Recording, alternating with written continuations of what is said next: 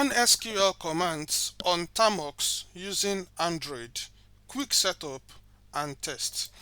This is a fast tutorial to install SQLite 3, create a database, and run test queries in Termux. So the first thing you want to do is to ensure that Termux is installed on your device. I have mine installed already, but on your end you want to go to the Play Store in case you don't have Termux. Then you search for the app Termux. So after searching for Termux, then you open it. You can see I have Termux running with the Linux environment. So what I would advise is for you to update the packages and upgrade their versions as well. So you can just run pkg update, and you can pass the Y flag just in case you have to enter any yes, Y for yes and all that. So the next thing that you want to do is to upgrade their versions as well. Mine are all up to date. So pkg, then pkg upgrade, then I can pass the Y flag as well. So just give it some time to okay. So all my packages are up to date. Now I can move on to the next step. Make sure you upgrade yours before you continue. So I will install SQLite 3 now. So pkg install SQLite, then you run this package. Mine is installed already, so but on your end you might have to go to the internet to get your installation for you. But moving on, I can continue to start SQLite 3, then I'll create a database and run some SQL queries on the database. How can I do that?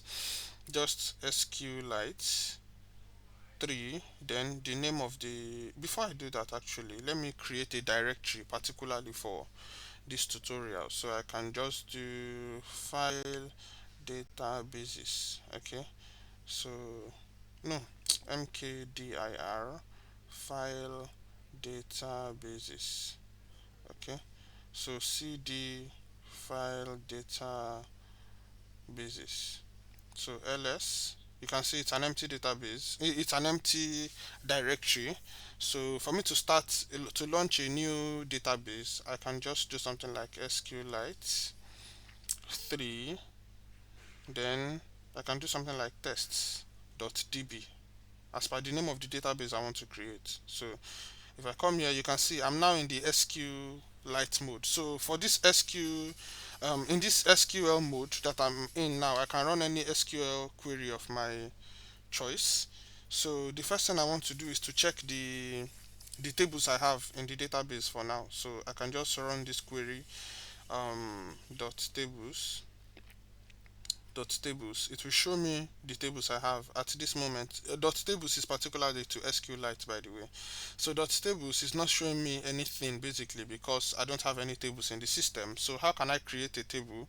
Let's just create a simple users table. So create, then the name of the table, then the name of the table will be users. Okay, then open a bracket, and now to specify the fields I want. ID, the ID field is going to be an integer, and it's going to be the primary key, then it will auto increment. Okay, it will auto increment. Then the next field I'm going to be having is the name field, which the name field is going to be a text field, and it is not null.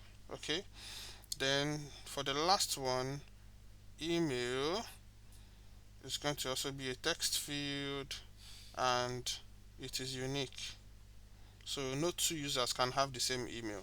So close the bracket and terminate the SQL statement using the semicolon and run it. I have it should be auto increment, not auto increment. So please take note of that. It should be auto increment. Auto increment. Okay, and that is it. So for now, to list out the tables I have once more, I can just say dot tables, You can see now I have the users table. So let me just insert test data into this users table. So I can simply insert into the users table.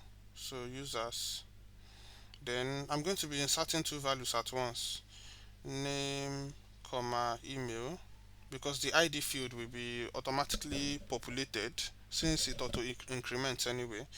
So name comma email, then I'll close that bracket, and as well now specify the values values. So the first entry is going to be having, please make sure you are using single quotes here, please. So the first one will be Alice. So I'll close the single quotes, and for the email I'm going to be using alice at alice.com. Then I'll close the bracket, bring up a comma, then open the bracket once more for the second entry.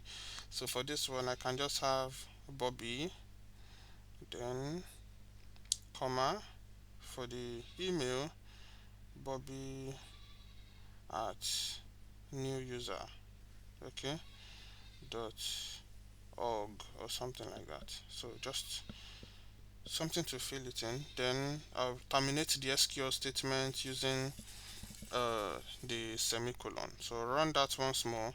Now, how can we verify that these two entries are now present in the users table? I can just run the SQL query. I will just select, then I'll bring up my wildcard, select all from the users table, from the users. No, I didn't terminate the SQL query. So you can see I have Alice, Bobby, and this other one. So that is it basically. So to just verify the tables that I have at the moment, I can still run my query once more dot tables.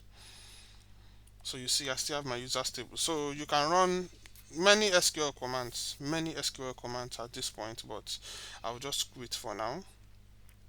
So now I'm no longer in the SQLite mode. I'm back to just the regular Linux terminal commands. So if I should do something like ls, you can see that the test.db, in the beginning I ran SQLite 3 then test.db, so it created a database file on my device. Okay, so that database file is what I'll use to access the database. So just to verify that the database file is you can revisit it at will at any time, just SQLite 3, then you bring up the name of the database, test.db.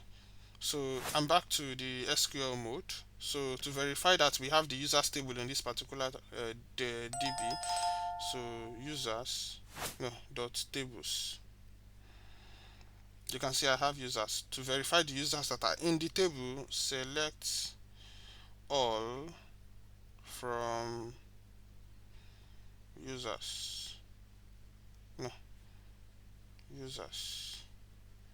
Then I'll terminate it. You can see. So just exit dot exit. Okay, so basically that is how you can run SQL commands on your Android device using Termux. Thank you very much for staying till the end. So you can now practice SQL queries anytime, create multiple databases, test apps with local storage and all that. So just keep grinding. If you want a tutorial on importing CSV files next, you can just use the comment section to request for that. I'll see you in the next tutorial. Don't forget to like the video and subscribe to the channel. Bye for now.